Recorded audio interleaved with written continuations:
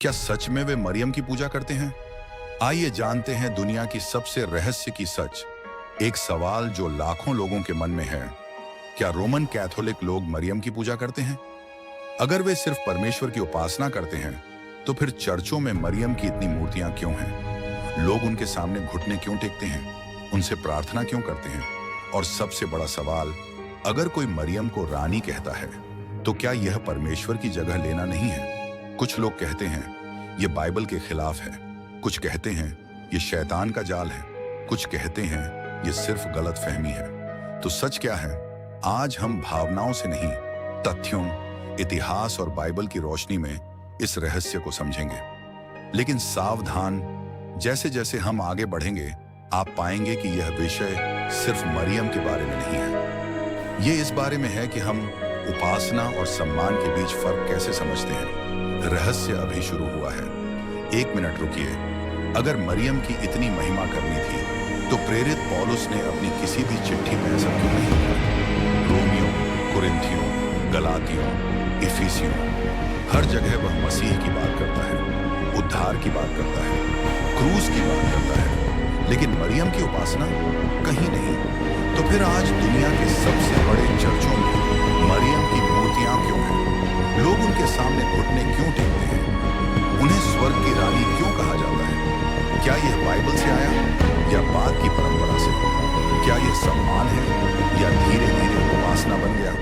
कुछ लोग कहते हैं यह सच्ची श्रद्धा है, कुछ कहते हैं यह शैतान का जाल है, कुछ कहते हैं यह गलत समझ है। तो सच क्या है? आज हम भावनाओं से नहीं, बाइबल, इतिहास और तर्क से इस रहस्य की परतें खोलेंगे। और जैसे जैसे हम आगे बढ़ेंगे, आप पाएंगे कि यह सवाल सिर्फ मरियम का नहीं है। यह सवाल है, सच्ची उपासना क्या है? बाइबल में मरियम एक साधारण यहूदी लड़की थी। स्वर्गदूत ने कहा, तू धन्य है। एलिजाबेथ ने कहा, स्त्रियों में तू धन्य है। लेकिन क्या बाइबल ने कभी कहा कि उनकी पूजा करो? नहीं। मरियम ने खुद कहा, मेरी आत्मा प्रभु की बड़ाई करती है। उन्होंने कभी खुद को परमेश्वर नहीं कहा। उन्होंने लोगों को अपनी ओर नहीं, यीशु की ओर इशारा किया। काना के विवाह में उन्होंने कहा, जो वह कहे वही करना। तो फिर बाद में उन्हें इतना ऊंचा स्थान कैसे मिला? क्या यह बाइबल से निकला या परंपरा से? रहस्य अब इतिहास की ओर होता है। 4वीं से 5वीं शताब्दी में एक बड़ा विवाद उठा। यीशु कौन है? कुछ लोग कहते हैं यीशु सिर्फ मनुष्य है। कलीसिया ने कहा, नहीं, वह पूर्ण परमेश्वर है। 430 ईस्वी में एक सभा हुई, इफिसुस की कलीसिया में। वहां मरियम ने जो मसीह अर्थात परमेश्वर की। क्या इसका मतलब है कि मरियम परमेश्वर से बड़ी है? नहीं। इसका मतलब जैसे सच में परमेश्वर है, लेकिन धीरे धीरे यह सम्मान लोग उन्हें स्वर्ग दिखाते हैं। क्या यह सम्मान या धीरे धीरे उपासना? रहस्य और गहराता है। कैथोलिक धर्मशास्त्र में 3 साल, 1 गलातिया केवल परमेश्वर की उपासना। लोग कहते हैं वे कहते हैं हम मरियम की पूजा नहीं करते, हम सिर्फ उनका आदर करते हैं। लेकिन सवाल होता है, अगर कोई घुटनों के बल झुके, मोमबत्ती जलाए, प्रार्थना करे, तो क्या आम लोग भी उसे उपासना नहीं समझेंगे? यहीं से विवाद शुरू होता है। एक पक्ष कहता है यह सिर्फ सम्मान है, दूसरा कहता है यह उपासना जैसा दिखता है। सच्चाई समझने के लिए हमें बाइबल की ओर लौटना होगा।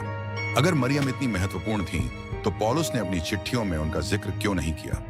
रोमियों, कुरिन्थियों, गलातियों, कहीं भी मरियम के लिए प्रार्थना करने की शिक्षा नहीं है। सिर्फ एक जगह, स्त्री से जन्मा, बस इतना। क्या इसका मतलब है कि प्रारंभिक कलीसिया में मरियम भक्ति नहीं थी, या पौलुस का ध्यान सिर्फ मसीह पर था? यह चुप्पी कई लोगों को सोचने पर मजबूर करती है। क्या जो बाद में जोड़ा गया वह प्रेरितों की शिक्षा का हिस्सा था? रहस्य अभी खुला नहीं। निर्गमन 20, तू अपने लिए कोई मूर्ति न बनाना। तो फिर चर्चों में मूर्तियां क्यों हैं? कैथोलिक कहते हैं हम मूर्ति की पूजा नहीं करते, हम उसके द्वारा उस व्यक्ति को याद करते हैं। वे उदाहरण देते हैं, संदूक पर करो, मूसा का कांसे का सांप। लेकिन विरोधी कहते हैं घुटने टेकना और मोमबत्ती जलाना उपासना जैसा ही दिखता है। क्या फर्क नियत में है या क्रिया में? रहस्य अभी संतुलन खोज रहा है। जब लोग मरियम को स्वर्ग की रानी कहते हैं, तो कई लोगों के मन में तुरंत यिर्मयाह 7:18 की आयत आती है, जहां स्वर्ग की रानी एक मूर्ति पूजक देवी के लिए इस्तेमाल हुआ था। तो सवाल उठता है, क्या कैथोलिक वही गलती दोहरा रहे हैं? कैथोलिक धर्मशास्त्र कहता है नहीं। उनके अनुसार यीशु स्वर्ग का राजा है और पुराने नियम की परंपरा में राजा की माता को विशेष सम्मान मिलता था। उसे रानी माता कहा जाता था। वे एक राजा 2:19 का उदाहरण देते हैं, जहां सुलेमान की माता बतशेबा उसके दाहिने बैठती है। उनका तर्क है, अगर यीशु राजा है तो उसकी माता को रानी कहना प्रतीकात्मक है, पूजा नहीं। लेकिन आलोचक कहते हैं शब्दों का प्रभाव होता है। जब आम लोग रानी सुनते हैं तो क्या वे उसे साधारण सम्मान समझते हैं? यहीं से विवाद गहराता है। क्या यह बाइबल आधारित प्रतीक है या धीरे धीरे बढ़ी हुई धार्मिक भावना? रहस्य अभी पूरी तरह साफ नहीं हुआ। यहाँ असली फर्क शुरू होता है। प्रोटेस्टेंट मानते हैं केवल शास्त्र, सोला स्क्रिप्चुरा, जो बाइबल में स्पष्ट नहीं वह सिद्धांत नहीं बन सकता। कैथोलिक मानते हैं शास्त्र प्लस परंपरा। प्रेरितों की मौखिक शिक्षा भी उतनी ही महत्वपूर्ण है। वे कहते हैं हर बात बाइबल में शब्दशः नहीं लिखी गई। कई बातें चर्च की परंपरा से आई। उदाहरण के लिए त्रित्व शब्द बाइबल में नहीं है, लेकिन सिद्धांत मौजूद है। तो वे पूछते हैं, अगर मरियम का सम्मान शुरुआती सदियों से हो रहा था तो क्या उसे पूरी तरह गलत कह सकते हैं?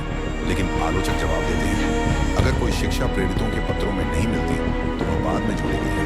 यही असली टकराव है। दो अलग नींव, दो अलग सोच और रहस्य अब सिद्धांत की जड़ तक पहुंच रहा है। कैथोलिक लोग हे मरियम हमारे लिए प्रार्थना करो क्यों कहते हैं? उनका तर्क है, जैसे हम किसी जीवित भाई से कहते हैं मेरे लिए प्रार्थना करो, वैसे ही स्वर्ग में मौजूद संत भी हमारे लिए मध्यस्थता कर सकते हैं। वे प्रकाशित वाक्य 5:8 का हवाला देते हैं, जहां संतों की प्रार्थनाएं स्वर्ग में प्रस्तुत होती हैं। लेकिन विरोधी तुरंत 1 तीमुथियुस 2:5 पढ़ते हैं, एक ही मध्यस्थ है, यीशु मसीह। तो फिर सवाल है, क्या मरियम की मध्यस्थता यीशु की भूमिका को कम करती है या वह सिर्फ सहायता करती है? कैथोलिक कहते हैं सारी मध्यस्थता अंततः मसीह के द्वारा ही है। मरियम स्वतंत्र उद्धारकर्ता नहीं है। लेकिन आम विश्वासी क्या यही समझते हैं या वे मरियम को लगभग दिव्य स्तर पर देख रहे हैं? रहस्य गहरा है, क्योंकि यहाँ सिद्धांत और व्यवहार दोनों शामिल हैं। कल्पना कीजिए एक चर्च के अंदर शांति है, मोमबत्तियां जल रही हैं, लोग मरियम की मूर्ति के सामने घुटने टेक रहे हैं, कुछ लोग आंखें बंद करके प्रार्थना कर रहे हैं। अब सवाल उठता है, क्या यह वही काम नहीं है जिसे परमेश्वर ने निर्गमन 20 में मना किया था? तू अपने लिए कोई मूर्ति न बनाना और न उन्हें दंडवत करना। कैथोलिक धर्मशास्त्र यहाँ एक महत्वपूर्ण भेद बताता है। वे कहते हैं हम मूर्ति की पूजा नहीं करते, हम उस व्यक्ति का सम्मान करते हैं जिसे वह दर्शाते हैं। वे इसे 3 शब्दों से समझाते हैं,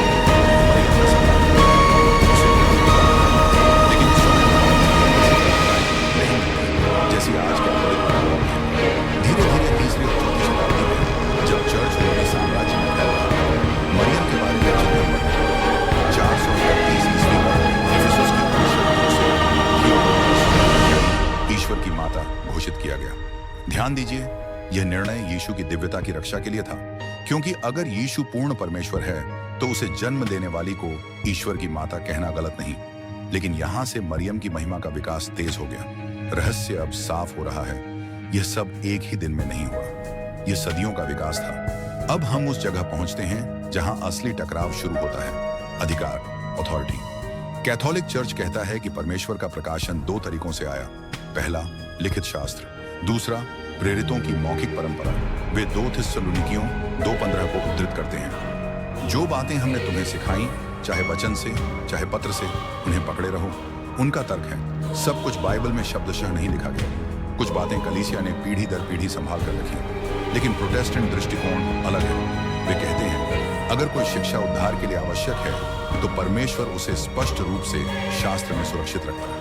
यहाँ रहस्य गहराता है, क्या चर्च को शास्त्र की व्याख्या का अंतिम अधिकार है या शास्त्र स्वयं सर्वोच्च है? अगर परंपरा को बराबर अधिकार दे दिया जाए तो क्या भविष्य में नई शिक्षाएं भी जुड़ सकती हैं?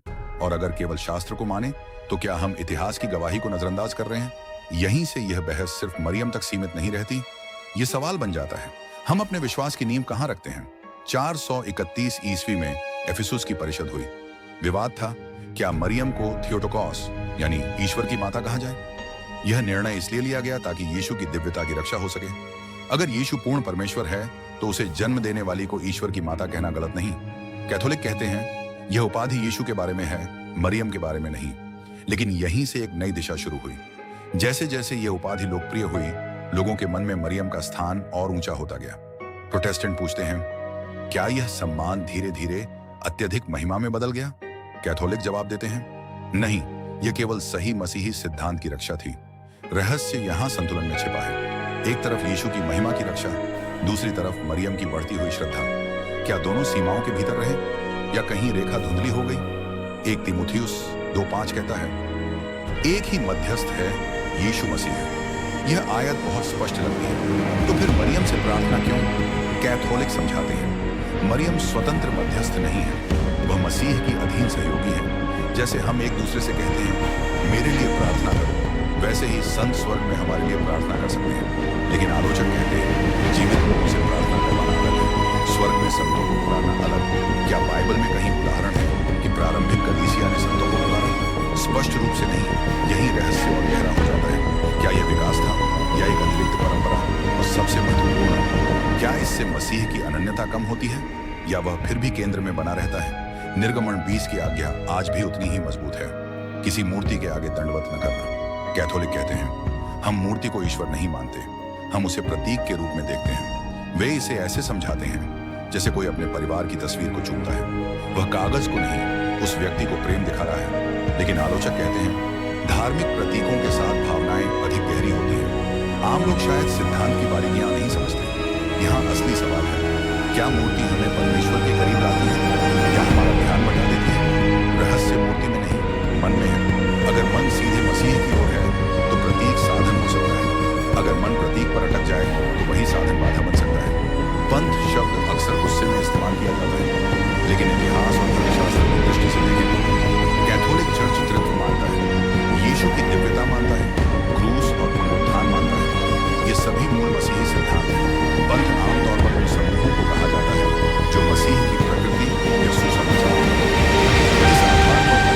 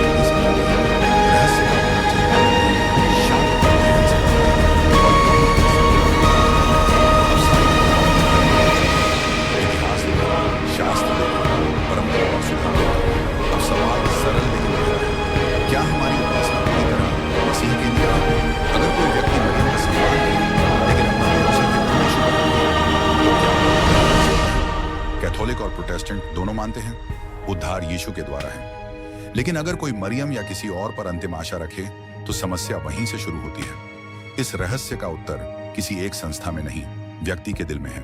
आखिर में सवाल यह नहीं कि आप किस परंपरा से हैं, सवाल यह है कि आपका भरोसा किस पर है।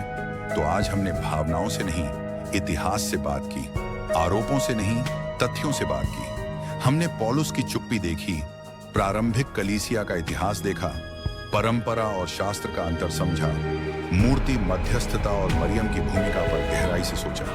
अब सवाल यह नहीं है कि कौन सही है और कौन गलत। असली सवाल यह है, आपका केंद्र कौन है? अगर आपका भरोसा, आपकी आशा, आपका उद्धार सिर्फ और सिर्फ यीशु मसीह पर है तो आप सुरक्षित आधार पर खड़े हैं। क्योंकि बाइबल साफ कहती है, स्वर्ग के नीचे मनुष्यों में और कोई नाम नहीं दिया गया जिसके द्वारा हमें उद्धार मिल सके। प्रेरितों के काम 4:12। परंपराएं बदल सकती हैं, संस्थाएं अलग हो सकती हैं, शैली अलग हो सकती है, लेकिन क्रूस नहीं बदलता, मसीह नहीं बदलता, सत्य नहीं बदलता।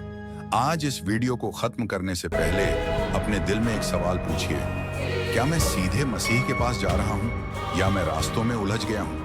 अगर यह अध्ययन आपको सोचने पर मजबूर कर गया तो इसे सिर्फ सुनकर मत छोड़िए। सच्चाई की खोज जारी रखिए, बाइबल खुद पढ़िए, सवाल पूछिए लेकिन विनम्रता से, और सबसे बढ़कर मसीह को अपने विश्वास का केंद्र बनाइए।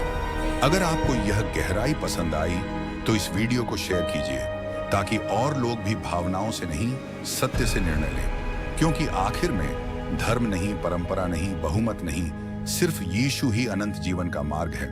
और याद रखिए, रहस्य तब खत्म होता है जब सत्य दिल में उतर जाता है।